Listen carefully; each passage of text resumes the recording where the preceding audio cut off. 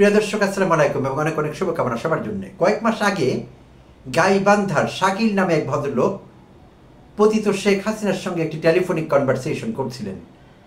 তো সেই কনভারসেশনে একটি কণ্ঠকে বলতে শোনা যায় 226 জনকে হত্যা করার লাইসেন্স পেয়ে গিয়েছি, এবং তিনি কথা বলছিলেন পতিত শেখ হাসিনার সঙ্গে। তো সেটি নিয়ে তখন নানা কথাবার্তা চলছিল যে এটি এআই জেনারেটেড কিনা সেই কনভারসেশনটি না। পরবর্তীতে সিআইডি ফরেন্সিক রিপোর্টে উল্লেখ করেছিল যে সেটি একটি রিয়েল কনভারসেশন, সেখানে আর্টিফিশিয়াল ইন্টেলিজেন্সের কোনো ব্যাপার ছিল না। তো সেই বিষয়টিকে আমলে নিয়ে একটি মামলা হয়, আর সেই মামলার রায় আজ ঘোষিত হয়েছে।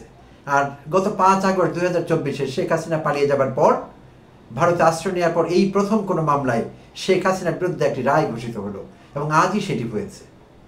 বিচারপতি জনাব গোলাম মর্তুজা মজুমদার, তার সভাপতিত্বে যে আদালত চলছিল, বাকি আরও 2 জন বিচারপতি ছিলেন, এই 3 সদস্য বিশিষ্ট বিচারকদের রায়ে শেখ হাসিনার 6 মাসের বিনাশ্রম কারাদণ্ড ঘোষিত হয়েছে সেই মামলায়। আর সেই মামলাটি ছিল সংক্ষেপে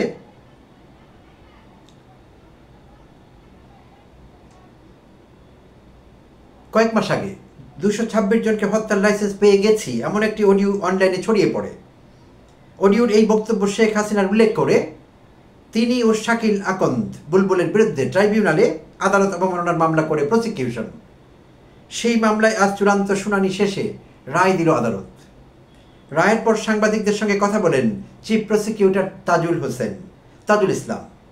তিনি বলেন, আজ সাবমিশনে তারা বলেছিলেন শেখ হাসিনার তর্কিত যে কনভারসেশন সেটি পুলিশের সিআইডির মাধ্যমে পরীক্ষা নিরীক্ষা করা হয়েছে। তারা পরীক্ষা করে রিপোর্ট দিয়েছে এখানে 2 জন ব্যক্তির কনভারসেশন, তার একজন শেখ হাসিনা ও অন্যজন শাকিল আকন্দ বুলবুল।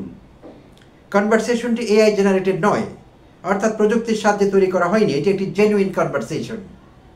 তাজুল ইসলাম আরও বলেন, আদালত সবার আর্গুমেন্ট শুনে সিআইডির ফরেন্সিক রিপোর্ট বিশ্লেষণ করে এই সিদ্ধান্তে উপনীত হয়েছেন যে তর্কিত এই কনভারসেশনের মাধ্যমে শেখ হাসিনা বাংলাদেশে তার বিরুদ্ধে করা মামলার বাদী, সাক্ষী, তদন্তকারী, কর্মকর্তা সহ যারা এই বিচার প্রক্রিয়ার সঙ্গে জড়িত তাদের হত্যা করা, বাড়িঘর জ্বালিয়ে দেওয়া এবং নানাভাবে তাদের হুমকি দিয়েছেন, যেটি আন্তর্জাতিক অপরাধ ট্রাইব্যুনালের আইন অনুযায়ী এই ট্রাইব্যুনালের বিচারাধীন প্রক্রিয়াকে প্রেজুডিস করার অপরাধ। এই অপরাধ চূড়ান্তভাবে প্রমাণিত হয় আন্তর্জাতিক অপরাধ ট্রাইব্যুনাল 1 শেখ হাসিনা ও শাকিল আকন্দ বুলবুলকে দণ্ডিত করেছেন। শেখ হাসিনাকে 6 মাসের বিনাশ্রম কারাদণ্ড এবং শাকিল আকন্দ বুলবুলকে 2 মাসের বিনাশ্রম কারাদণ্ডে দণ্ডিত করেছেন ট্রাইব্যুনাল। এটাও নির্দেশ দিয়েছেন যে যেদিন তারা আত্মসমর্পণ করবেন অথবা পুলিশ তাদের গ্রেপ্তার করতে পারবে তারপর থেকে এই সাজা কার্যকর হবে। উল্লেখ্য, শেখ হাসিনা এবং বুলবুল দুজনেই পলাতক রয়েছেন। তো এইটি ছোট্ট একটি নিউজ। আসলে শেখ হাসিনা পালিয়ে যাবার পর থেকে যার বিরুদ্ধে যত শত মামলা তার বিরুদ্ধে হয়েছে, যত রকমের অপরাধ হতে পারে, খুনের মামলা, খুনে প্ররোচনা দেওয়ার মামলা, নির্দেশ দেওয়ার মামলা, রাষ্ট্রবিরোধী ষড়যন্ত্র করার মামলা, অর্থ পাচারের মামলা, দুর্নীতির মামলা, ক্ষমতার অপব্যবহার করার মামলা, এমন কোনো মামলা নেই তার বিরুদ্ধে হয়নি। যত শত মামলা তার বিরুদ্ধে হয়েছে, সেই সব মামলার মধ্যে গুরুতর মামলাগুলো নিয়ে কিন্তু এখনো প্রসিকিউশন কাজ করছে। এইটি ছোট্ট একটি কারণে ছোট্ট একটি রায় এবং স্বল্প মেয়াদী একটি কারাদণ্ড। সো এটিকে বলা যেতে পারে টিপ অফ দ্য আইসবার্গ। আর বাকি সব মামলায় আমি আসলে এই বিষয়টিতে আগ্রহ কেন নিয়েছি, ছোট্ট একটি রায় হয়েছে 6 মাস কারাদণ্ড, এটি এমন কোনো খবর না, বাট আসলে এটি একটি বিরাট খবর। কার জন্য এই শাস্তি হয়েছে, কে সেই ব্যক্তিটি, সেই মনস্টার, সেই প্রচণ্ড রকমের ক্ষমতার অধিকারী, অবৈধভাবে ক্ষমতা চর্চাকারী শেখ হাসিনার 6 মাসের কারাদণ্ড হয়েছে। কম কথা না সেটি। হাসিনা যখন ক্ষমতায় ছিলেন, হাসিনা নির্ধারণ করে দিতেন কার কতদিন কারাদণ্ড হবে, কার কী রকমের সাজা হবে। নিম্ন আদালত তো অবশ্যই সেটি করেছেন, আওয়ামী লীগ সরকার সেটি করেছে, কেউ ঠেকাতে পারেনি। নিম্ন আদালত 100% প্রভাবিত ছিল, 100% প্রেজুডিস ছিল নিম্ন আদালত। আর সেখানে হাসিনা বা তার দলের লোকজন রায় লিখে দিতেন। নিম্ন আদালত কেন বলছি, ঢাকায় সিএমএম আদালতে অনেক রায় হাসিনার লোকেরা লিখে দিয়েছে, কার বিরুদ্ধে কি রায় যাবে, হাসিনা কীরকমটা পছন্দ করেন, কীরকম শাস্তি, সেরকম রায় ঘোষণা করতে বাধ্য হয়েছেন বিচারকেরা। তো সব কিছু ছিল ফরমাইশি, প্রিডিটারমিন্ড। তো সেই জন্য বলছি, এত ক্ষমতাধর ব্যক্তি যার হাতে ছিল কাকে কতটা শাস্তি দিতে হবে, কাকে কারাদণ্ড দিতে হবে, কাকে মৃত্যুদণ্ড দিতে হবে, কার সাজা মওকুফ করতে হবে, এই সব কিছু ছিল তার হাতে। একচ্ছত্র ক্ষমতার অধিপতি ছিলেন শেখ হাসিনা। সম্রাটরা আগেকার আমলের এত ক্ষমতা ভোগ করেনি। হাসিনা যতটা ক্ষমতা ভোগ করেছিলেন অবৈধ ক্ষমতা নিশ্চয়ই। তো সেই ব্যক্তিটির কারাদণ্ড হয়েছে, সেটি অত্যন্ত সিগনিফিকেন্ট আমি মনে করি। 6 মাস যদি কম সময় হয়, গুরুত্বের দিক থেকে এটি অত্যন্ত তাৎপর্যপূর্ণ, গুরুত্বপূর্ণ। এটি একটি বিষয় আছে।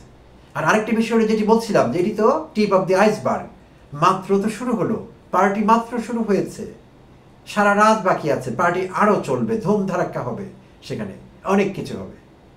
তাই এটা দিয়ে মাত্র শুরু। আর হাসিনার যত অপরাধ, সেই সব অপরাধে যদি হাসিনাকে শাস্তি দিতে হয়, হাসিনা যদি সবগুলো অপরাধের শাস্তি পান, তাহলে এই কথা নিশ্চিত করে বলা যায় যে হাসিনার এত বছরের জেল হবে, এত বছরের জেল হবে। যে আওয়ামী লীগে অত কর্মী নেই, সব নেতা কর্মী যদি বলে যে আমরা আফার জন্য আমাদের বুকটা ফাইটটা যায়, আমরা সাজা ভোগ করে দিব, আফারে মাফ করে দেন, যদি এমন হয়ও, পরবর্তী সরকার যদি আফাকে মাফ করেও দেয় এবং আওয়ামী কর্মীরা সেই সাজা ভাগ বাটোয়ারা করে ভোগা শুরু করে, সাজা খাটা শুরু করে, বিশ্বাস করুন প্রিয় দর্শক, আপনারাও আমার সঙ্গে একমত হবেন, আওয়ামী লীগের যা কর্মী আছে, সমর্থক আছে, যথেষ্ট না। এত বছরের সাজা হবে হাসিনার, এত হাজার বছরের, এত লক্ষ বছরের সাজা হবে যে অপরাধ হাসিনা করেছেন তার বিপরীতে। ফলে আওয়ামী লীগে যথেষ্ট নেতাকর্মী নেই যে তারা ভাগ করেও সেটা খাটতে পারবে, যথেষ্ট না। আরও নতুন মেম্বার কোঅপ্ট করতে হবে, আরও কর্মী নিয়োগ করতে হবে, তবেই সম্ভব। নাহলে এক্সিস্টিং যে নাম্বার আছে নেতাকর্মীর, তারা যথেষ্ট না হাসিনার এই অপরাধের সাজা ভোগ করবার জন্যে। এটি অতিরঞ্জিত মনে হতে পারে, কিন্তু আসলে না। হাসিনা করেছিলেন এরকম সব অপরাধ, এরকম নৃশংস অপরাধ হাসিনা করেছিলেন। মানবতা বিরোধী অপরাধে লিপ্ত ছিলেন সারাক্ষণ, রাষ্ট্রবিরোধী অপরাধ করেছেন অসংখ্যবার। তার সাজা এরকমই হওয়ার কথা। তাই আমি বলছিলাম যে এই 6 মাস সাজায় কি হবে, এটা মাত্র শুরু। বনি করা হলো মাত্র। বিজনেসম্যানরা বিভিন্ন জায়গায় বলে বনি করা। বনি করা মানে দোকান যখন তারা প্রথম খুলেন, তখন দোকানের প্রথম বিক্রিকে তারা বনি বলে, সেটি তাদের কাছে খুবই গুরুত্বপূর্ণ। সো এটি আন্তর্জাতিক অপরাধ আদালত মাত্র বনি করল। পরবর্তীতে যে সিরিয়াস মামলাগুলো তার বিরুদ্ধে আছে, নৃশংস অপরাধের যে মামলাগুলো তার বিরুদ্ধে আছে, সেই রায় যখন ঘোষিত হওয়া শুরু হবে, সেটি 6 মাসের হবে না, সেটি বছরের পর বছর। এমনকি বিদেশে, উন্নত বিশ্বে আমরা দেখছি অনেক দেশে 600, 700, 500, 1000 বছরের সাজা দেওয়া হয় একজন আসামিকে। হ্যাঁ, এখন আমরা হয়তো ভাবতে পারি যে এটা তো ফাজলামি, একটা মানুষ কি 600 বছর বাঁচবে? না, এটি আসলে একটি সিগনিফিকেন্স আছে, অন্যরকম সিগনিফিকেন্স। তার অপরাধের ভয়াবহতা বোঝাবার জন্য সেই সাজাটি দেওয়া হয়। সেই সাজা একজন মানুষ ভোগ করবার জন্য বেঁচে থাকেন না, থাকবার কথাও না। কোনো মানুষ 600, 700, 1000 বছর বাঁচে না। বাট হর হামেশাই আমরা দেখছি পশ্চিমী দেশগুলোতে বিচারকেরা প্রায়শই এমন রায় দিচ্ছেন যে অমুক অপরাধীর খুব নৃশংস অপরাধ করেছে, হিনাস ক্রাইম করেছে, মানবতা বিরোধী অপরাধ করেছে, ফলে তাকে কয়েকশো বছরের সাজা দেওয়া হচ্ছে তার অপরাধের ভয়াবহতা বোঝাবার জন্য, অন্য কিছু না। কারণ অনেক দেশেই, এই ডেভেলপড কান্ট্রিগুলোতে মৃত্যুদণ্ড নেই। তো যেহেতু মৃত্যুদণ্ড নেই, সাজা ভোগ করতে হয়, জেল টাইম হয়। আর সেই জেল টাইম একটা মানুষের যাবজ্জীবনও যদি হয়, একটা সময় শেষ হয়ে যায়। বাট 10টি খুন করলো যাবজ্জীবন, 1টি করলো যাবজ্জীবন, যেহেতু মৃত্যুদণ্ড নেই। তাই জাজ সাহেবরা বা বিচারকেরা, জাস্টিসরা অনেকশো বছরের সাজা শোনান, যাতে মানুষ বুঝতে পারে যে এর অপরাধ কতটা গুরুতর ছিল, কতটা নৃশংস ছিল। সেই প্রতীকী একটি ব্যাপার এটি। সো হাসিনারও এরকম হতে পারে, এবং আমি বিশ্বাস করি আন্তর্জাতিক অপরাধ ট্রাইব্যুনাল বিষয়টি আমলে নেবেন এবং ঠিক বিদেশে যেভাবে হয় সেইভাবে হাসিনাকে কয়েক হাজার বছরের জেল দেবেন, এটা বিশ্বাস করি, এবং করতে হবে। এটি না করলে তার অপরাধের ভয়াবহতা বোঝা যাবে না। শুধু জেল না, আমি জানি অনেকে তার ফাঁসি দাবি করবেন, কিন্তু আমি ব্যক্তিগতভাবে তার ফাঁসি দাবি করি না। কেন করি না? আমি চাই তিনি জীবিত থেকে সাজা ভোগ করেন, আমৃত্যু কারাদণ্ড ভোগ করেন, জেলে থাকেন, এবং উনি দেখতে থাকেন যে আমার অপরাধের কৃতকর্ম আমি ভোগ করছি। তাকে ফাঁসি দিয়ে দিলে তো 1 মিনিটে শেষ হয়ে যাবে, যথেষ্ট না, সেটি করা ঠিক হবে না। তাকে কারাগারেই রাখতে হবে বছরের পর বছর, আমৃত্যু।